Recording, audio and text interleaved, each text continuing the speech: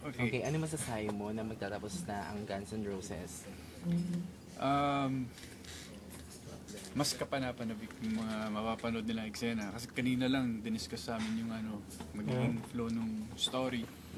And we're happy that yung journey ng bawat characters na gumagalaw dun sa show, kung paano nag-evolve, and kung paano rin na kasi ang daming values eh. Kasi sa bawat naman sitwasyon sa buhay ng tao, di ba? Parang may dahilan kung bakit minsan nagagawa mo yung mga hindi dapat gawin. May mga nagtutulak sa atin na minsan dahil siguro yung emosyon mo pagdating sa larangan ng pag-ibig, di ba? Masyado tayong passionate minsan. May mga nagagawa tayong desisyon na minsan kinakalaban natin yung sarili natin. And that would push us to do things na minsan nakakasakit, di ba? Pero gaano nyo pinaghahandaan yung pagtatapos nito? Parang big scene lahat ang mangyayari. Definitely na makakaasa sila na it's twice or if not twice, talagang 10 times yung adrenaline rush nito compared to the pilot episode because mas siya mas detalyado yung bawat characters. All the subplots will be reconnecting with the main plot, and kaya mas mahirap, challenging for the actors. Siyempre, mas pinaghahandaan namin not only the physical challenge but also the emotional journey ng characters dahil parang pa-climax ka na matataas na yung emotion ng bawat characters. Ano nang plano mo after this teleserye? Hoping that I get to work also again with some other actors na hindi ko pa nakakatrabaho.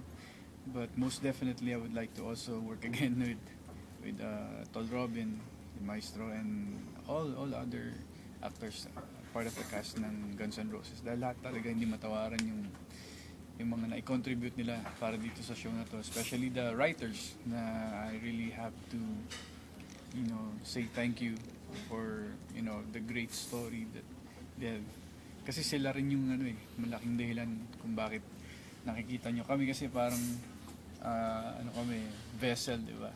Kung magaling yung magiging taga-kwento, kami isasalarawan lang namin as an actor, di ba?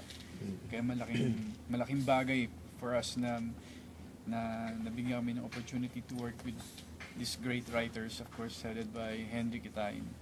And of course our great directors, si Direk Trina Dairit and Reggie Del Carmen. Medyo nalulungkot ako dahil siyempre malapit na yung pagtatapos, but hindi naman ibig sabihin nun dito na lang magwawakas lahat. It's a good beginning kasi dito namin nalaman na ang dami ko pa palang mga hindi pa ganun kakilala at nakilala ko dito ng gusto sa Guns N' Roses, kaya excited uli ako na makatrabaho sila. Pero ikaw, anong kulit mo? Anong plano mo? Like, magte-teleserye ka ba? Teleserye ka ba? Parang nagkasa ng baril. Relax lang. Anong plano mo? Magte-teleserye ka ba ulit? Movie. Pelikula? Or magbabakasyon? Yun na nga parang kausap ko nga kanina yung mga taga Star Cinema, and I think napapanahon na gumawa tayo ng mga pelikula at makapag-contribute not only sa larangan ng pelikula but also sa TV. I have come up with a lot of concepts na pwede nating magamit, and syempre maibahagi natin yun sa mga manonood kasi ang dami mga magagandang kwento, mga Filipinos na hindi natin napapanood pa. So I'm also surprised dahil madami pala tayong mga magagaling na hindi pa minsan nabibigyan ng opportunity na makapagtrabaho sa mga katulad natin dito sa ABS. Hopefully na we'll be given that opportunity na mag-materialize yung mga plano, hindi lang yung basta plano, di ba? Matuloy talaga kasi I'm like that So I'd rather not just talk about it, might as well just do it, start doing it kasi alam naman natin na minsan yung mga ideas napapaanis pag di mo ginagawa. Plano mo mag-produce kaya? Yes, most definitely. Lahat naman yan natututunan maliit naman yung industry natin na pwede natin talagang palakihin kung sama-sama tayo magtutulungan. Sino po yung gusto niyong maging artista niyo sa unang halimbawa na nagpo-produce kayo ng pelikula? Marami. Yung mga, syempre, unang-una yung mga nakatrabaho ko din, di ba? Gusto kong makapag, parang sort of saying, parang bigay-pugay mo sa kanila, yung mga nakasama mo na nakatulong din sa'yo, di ba? Nung nagsisimula ka sa industriya na to, gusto mong parang makapagbigay sa kanila ng opportunity na makatrabaho ulit sila at hindi lang yun. Yun nga, mabigyan sila ng mga magaganda ring mga projects through the ideas of a lot of people na pinagsama-sama. Sino? Kailangan talaga sino. Sino? Sino bang gusto nyo? Aricel. Aricel ulit. Marami. Actually, na ano yan eh. Yun yung mga, pag sa ganitong pagkakataon, nakikita mo talaga na marami talagang pwedeng gawin at pwedeng mangyari kung magkakaroon lang talaga ng initiative. You know, it's about time, it's high time for us to really work together. Kasi the industry is big, but it can be bigger. I believe na kaya natin to kung sama-sama, hindi dapat watak-watak eh. So I believe, like kami nga ni Maestro Tol Robin, pag nag-usap kami, nakikita ko eh na marami, kung hindi kasi niya kaya mag-isa yun eh, di ba? Pero kung may makakatuwang siya, makakatulong, andito tayo lahat to support. And not only that, it gives us great projects na tayo rin naman ng nakikinabang, di ba? Marami tayong napapasaya yung mga tao, bibigyan ng inspiration through the projects na ginagawa natin, like whether it's film or teleserye. Sir, nag-enjoy po ba kayo sa role niyo rito being a kontrabida? Hindi po ba kayo natakot na matatak sa mga manonood? No, kasi yan ang that's the challenge. Like every time na nabibigyan ako ng mga roles na ganito, it's very dark. But ang importante diyan kasi kilala mo yung sarili mo, and para makagawa ka ng ganito is malaking hamon yan eh. Hindi mo yan dapat na tinitingnan na parang naku, baka malabnaw ang pagkakagawa ko dito. Hindi naman dapat yun tingnan yun. It's more of a new opportunity na kasi ang dami ko nang nagawang roles eh. So, maganda na nasusubukan mo yung mga hindi mo pa nagagawa. So, with this particular role yung kay Marcos Aguilar, it's kind of dark, actually very dark, but not because he's really on the dark side. May dahilan kung bakit siya napunta doon and what made him turn into something na hindi natin nagugustuhan minsan. I mean, kung titingnan lang natin sa point of view ng mga taong naapektuhan niya dahil marami siyang nasasaktan, di ba? Pero kung malalaman mo yung backstory niya, di ba? Which napalabas na rin yun. And yung journey ng character niya, emotionally, naiintindihan mo eh. Bakit? Sino yung nagtulak sa kanya? Yung mga series of events yan. So I guess it's a great project and it's a great role na hindi ko makakalimutan, and I really appreciate if people na nainis sila minsan dahil siyempre ibig sabihin nun effective. So, an unforgettable po, karol, eksena kay Robin and kay Bea. Madami. Like,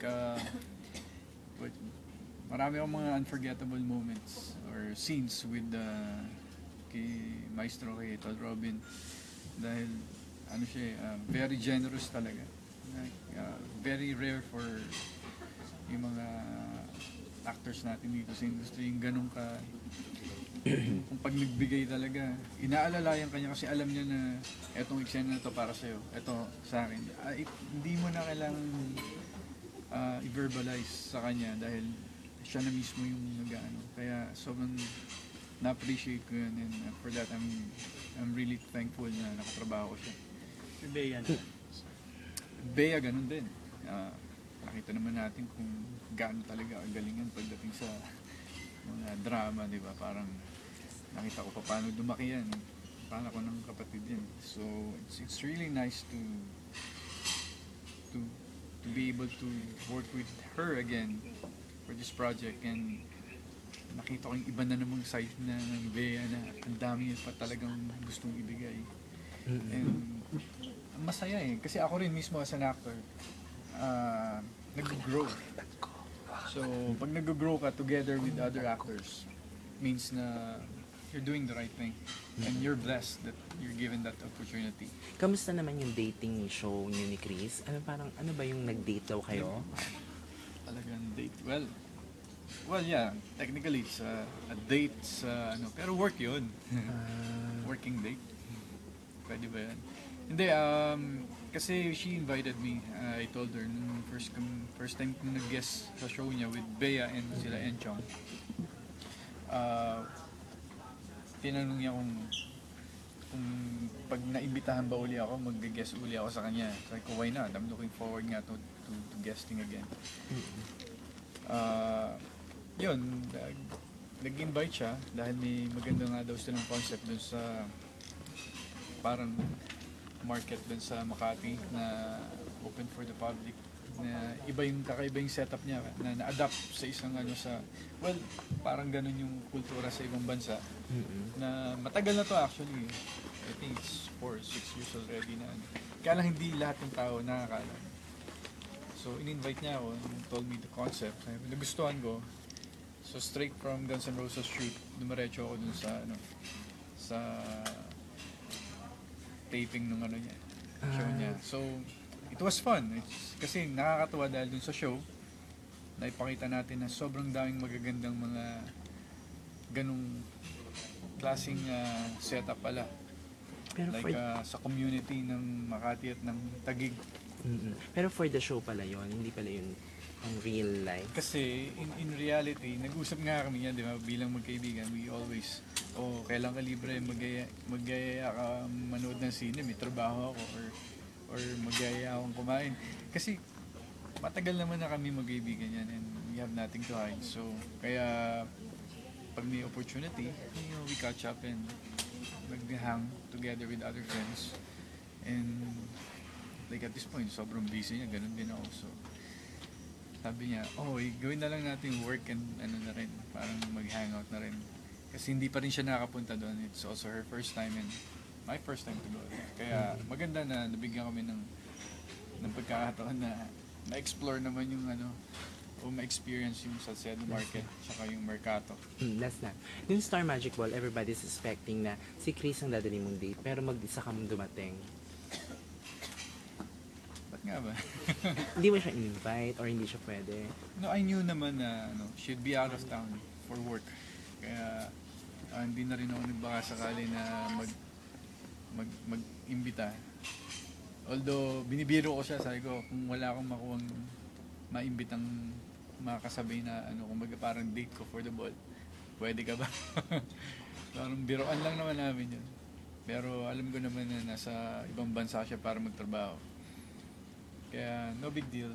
It's fun anyway. It's reason naman talaga kung ba't kami umaatin ng Star Magic Ball is makakasama mo yung mga kapamilya mo sa Star Magic at yung mga kasama mo sa industriya na normally hindi mo nakikita, di ba, o nakakasama on a regular basis. Okay, message nila sa mga tao na tumutok talaga sa Guns N' Roses. Nako, marami pong salamat sa lahat po ng mga manonood at mga naapektuhan at talagang nagmahal ng husto sa aming teleseryeng Guns N' Roses. Kayo po ang inspirasyon namin dahil kung di po dahil sa inyo, kami ay humugot lang ng lakas or nung sa inyo, kumbaga nakakapagod ho kasi mag-action drama. Sa totoo lang, pero nakakatuwa kapag nakakatanggap kami ng balita na na-enjoy nyo po yung mga ginagawa namin at nagiging sulit yung pagod namin.